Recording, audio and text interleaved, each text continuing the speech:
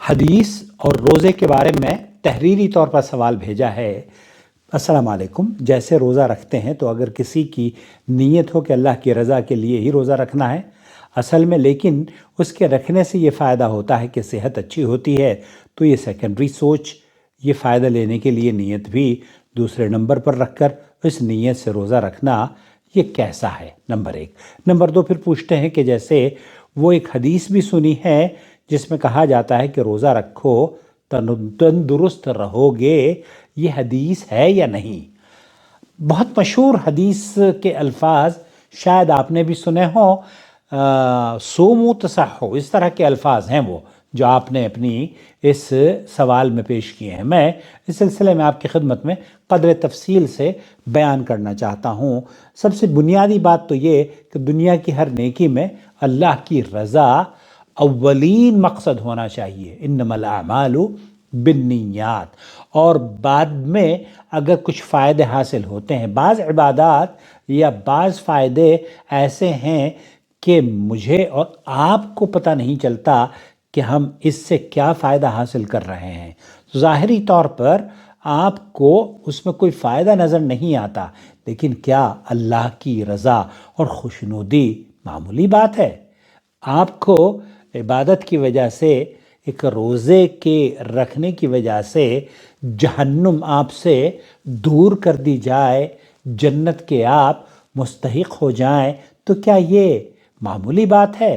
اور یہ کہنا کہ صحت کے اعتبار سے، دیکھیے صحت کے اعتبار سے اگر آپ اسے اس طریقے سے رکھنا چاہتے ہیں کہ میں صحت یاب بھی رہوں گا، وزن بھی کنٹرول میں رہے گا اور میری عبادات بھی ہوتی رہیں گی، فبیہا، لیکن مقصد یہ نہیں ہونا چاہیے کہ جناب میں تو صحت مند رکھنے کے لیے یا صحت مند رہنے کے لیے روزہ رکھ رہا ہوں۔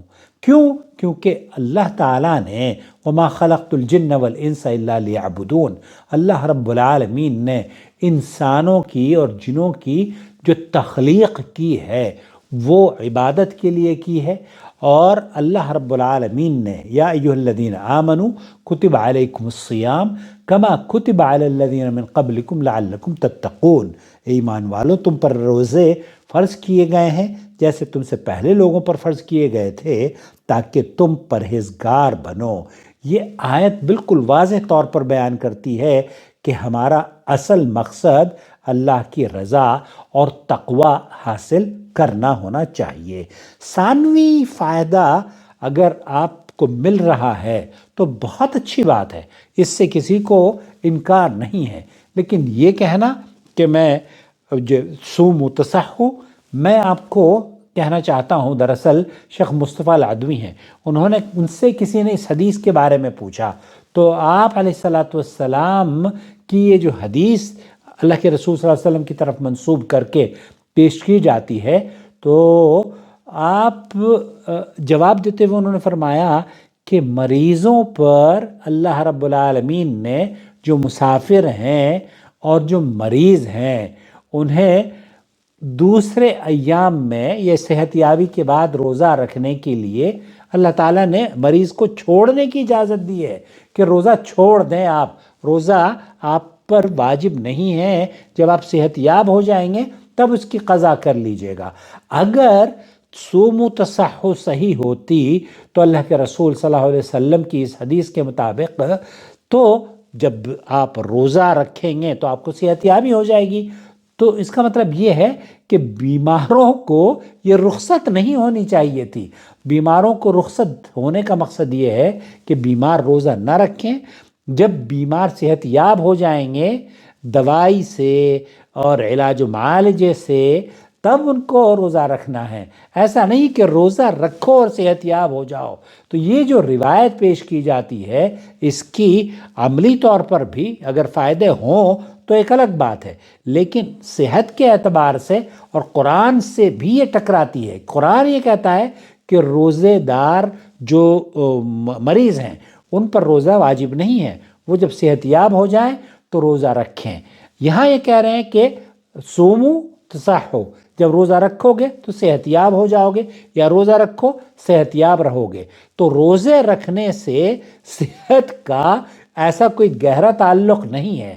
البتہ آپ اگر یہ سمجھتے ہیں کہ فٹ رہیں گے، وزن ٹھیک رہے گا، بہت اچھی بات ہے۔ دوسرا یہ کہ اہل علم نے اس سلسلے میں یہ جو حدیث پیش کی جاتی ہے اس کو متعدد روات نے نقل کیا ہے، متعدد محدثین نے اپنی کتابوں میں اسے نقل کیا ہے۔ حضرت ابو ہریرہ سے بھی مروی ہے، انہوں نے بھی اس کو کہا کہ سومو وتصحوا وسافروا تستغنوا، اس طرح کے حدیث کے الفاظ ہیں۔ یہ بھی طبرانی اور عقیلی وغیرہ کے اندر روایت موجود ہے، اور علامہ البانی اور دیگر محدثین نے ان روایات کو ضعیف قرار دیا ہے۔ اسی طریقے سے نسائی کے اندر بھی ایک حدیث موجود ہے عمرو بن ابی سلمہ سے، جس کی کو روایت کیا ہے، اور وہ بھی روایت ثقات راویوں سے مروی نہیں ہیں۔ اس لیے ساری کی ساری اس ضمن میں جتنی بھی احادیث پیش کی جاتی ہیں وہ درست نہیں ہیں۔ امام بخاری رحمۃ اللہ علیہ کہتے ہیں کہ اہل الشام فإنه مناکیر وما روى عنه اہل البصرہ فإنه صحیح وقال ابو حاتم۔ یہاں محدثین نے ان احادیث کے بارے میں جرح کرتے ہوئے علامہ البانی رحمۃ اللہ علیہ نے بھی اسے ضعیف اور شدید ضعیف قرار دیا ہے۔ بہرحال بعض اہل علم یہ سمجھتے ہیں کہ اس حدیث سے اگر کسی کو فائدہ پہنچتا ہے تو پہنچتا رہے، لیکن کیا یہ نبی کریم صلی اللہ علیہ وسلم کے اقوال میں سے ثابت ہے؟ یہ نبی کریم صلی اللہ علیہ وسلم کی حدیث سے ثابت نہیں ہے، چاہے وہ عبداللہ حضرت ابو ہریرہ والی حدیث ہو یا پھر حضرت علی والی حدیث ہو۔ وہذا اسنادہ ایضاً ضعیف، متروک الحدیث عبداللہ حسین بن عبداللہ بن طمیرہ ہوا کرتے تھے، انہوں نے بھی اس کو بیان کیا ہے، لیکن یہ تمام کی تمام اسانید، یہ سند جو بیان کی جاتی ہے محدثین نے انہیں ضعیف کے درجے میں، شدید ضعف اس میں پایا جاتا ہے۔ تو خلاصہ کلام یہ ہوا کہ اگر روزہ رکھنا صحت یابی کی ضمانت ہوتا تب اللہ رب العالمین بیماروں کو یہ حکم نہ دیتے کہ جب آپ صحت یاب ہو جائیں تب آپ روزہ رکھیں۔ سمجھ میں آئی نا آپ کے بات؟ اللہ تعالیٰ نے بیماروں کو رخصت دی ہے کہ وہ صحت یابی کے بعد روزہ رکھیں۔ تو صحت یابی سے اگر روزے رکھنے سے صحت یابی ملتی تو بیماروں کو کم از کم یہ حکم دیا جاتا کہ بیمار روزے رکھیں۔ حالانکہ بیماری میں روزہ آپ کا جان لیوا ہو سکتا ہے، اس لیے جو رخصت اللہ تعالیٰ نے آپ کو عطا فرمائی ہے اس رخصت سے فائدہ اٹھائیں۔ یہ حدیث صحیح نہیں ہے۔ واللہ اعلم، وصلی اللہ علی نبینا محمد وعلی آلہ وصحبہ اجمعین۔ اپنی رائے سے ہمیں ضرور نوازیے۔ ہمارا چینل آپ کی کیا خدمت کر رہا ہے، جس طریقے سے ہم آپ کی خدمت کر رہے ہیں، ہم بھی آپ سے امید رکھتے ہیں کہ ڈیلی بیسس پر ہماری ویڈیوز دیکھا کریں اور اپنے حلقہ احباب میں اسے شیئر بھی کریں تاکہ گمراہی ختم ہوتی رہے۔